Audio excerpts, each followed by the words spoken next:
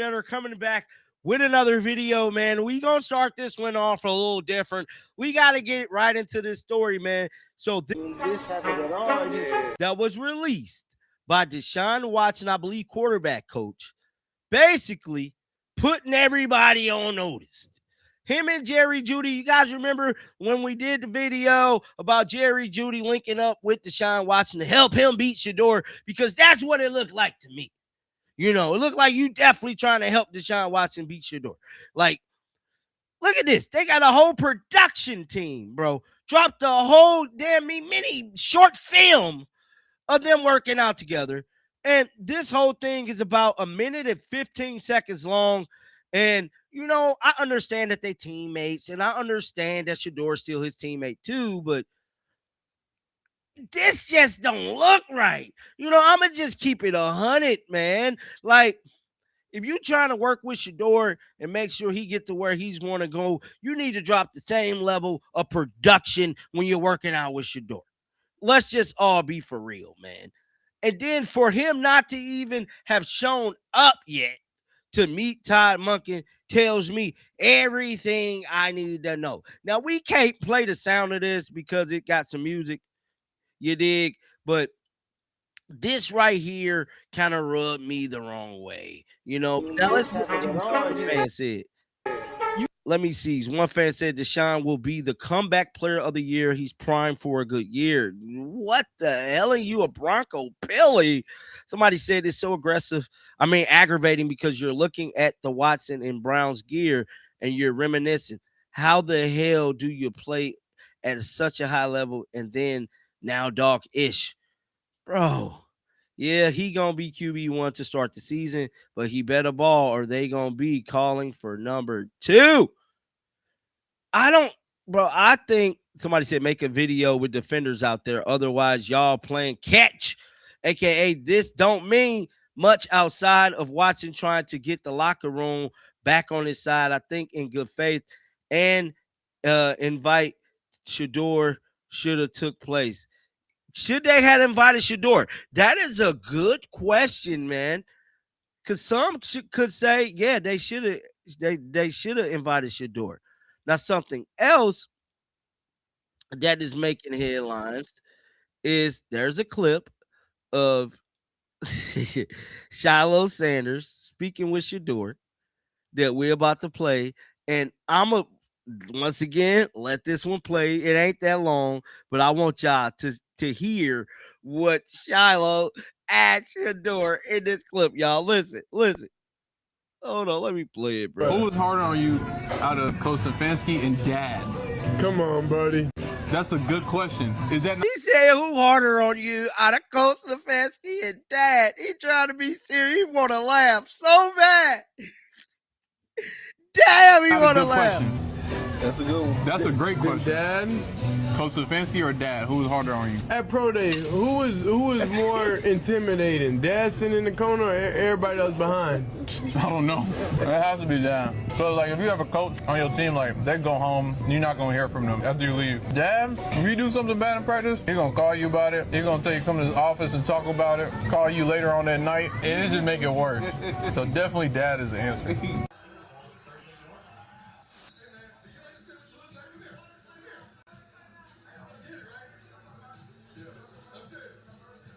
Now, these are old clips from Trinity High School down there in Texas. Now, when I first started the channel, this channel here, I was telling y'all how, like, some of you guys might be new to the Shedeur Sanders, like, you know, following. Deion Sanders Jr. got all the footage from high school and everything. Everything's on that well-off media channel. These footage here, well, I think this might have been on another channel, but he do have some Trinity High School clips. He got a bunch of stuff, all the Jackson State stuff, all of the Colorado stuff. Everything is there, bro. The receipts is there of Shedeur performing at a super high level. It's just all on Bucky channel. So it's up to you guys as fans in Cleveland to go track some of that stuff down and do your own research. Don't just go off these people talking in the media saying these different things about Shedeur. Go look at it. The proof is in the pudding. And the argument is not even an argument at all. Shedeur was projected to be a first-round quarterback. Now, I know y'all probably tired of us saying that, but it's just the truth because that's all we was hearing, and we know what we seen at Colorado and Jackson State. So for those of you guys who might be questioning Shedeur Sanders' style of play or his game ability, let's not do that. The footage is out. Go run up junior numbers and go see. It's just that simple. It ain't rocket science. And to me, I think Shedeur is going to beat out Deshaun Watson very, very, very bad. And, you know, we're going to have a good 11 to 12 win season. That's my prediction. When we get calls saying, well, it's better than what we have. Better than what we have is not getting us over the hump.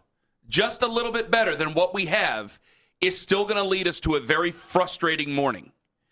And I'm trying to get rid of that. Like, I went on a tangent yesterday because I'm sensitive to what some of the people complain about at this time of year. And this is always that weird time of year. Guardians start up. People get upset because they get in the car. We live in their world. Why aren't you talking to them? And I said, imagine 2028. I go, give me one more year, because imagine in 2028, you go one more year, and then maybe we have our quarterback situation solidified there going into that next season. And then I don't have to sit there and wring my hands all day long about what quarterback and which quarterback and what Every he had prospect, for breakfast and what he had on Instagram and who he's throwing to on Instagram Live. Like, I don't have to do any of that stuff anymore. And I see a way out, and I don't think I need to freak out and go after a quarterback that 15 starts. Yeah. 15 games. That's 100% where I am. That's why I've been surprised at any of the chatter, regardless of who it's come from, anybody who mentions him, outside of the fact his dad goes way back with Todd Monken. But that should not be the reason to get in bed with one of these new quarterbacks. That seems kind of silly to me.